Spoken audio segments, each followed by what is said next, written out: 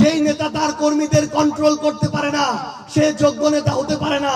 ওই নেতাদের বয়কট করতে হবে যারা আমাদের সন্তানদের প্রতিষ্ঠানকে ধ্বংস করে নিজের সন্তানদেরকে লন্ডনে পড়াশোনা করায়।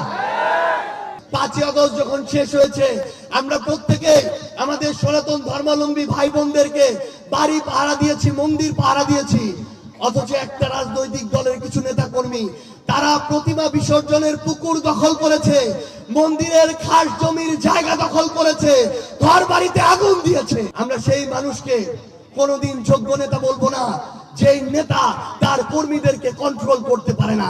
দুইটা ঘটনা হতে পারে, যেই নেতা তার কর্মীদের কন্ট্রোল করতে পারে না সে যোগ্য নেতা হতে পারে না, অথবা ওই নেতা ইচ্ছাকৃতভাবে অভিনয় করে ভালো মানুষের মুখোশ ধরে থাকে, ভিতরে ভিতরে সেও চাঁদাবাজির ভাগ নেয়।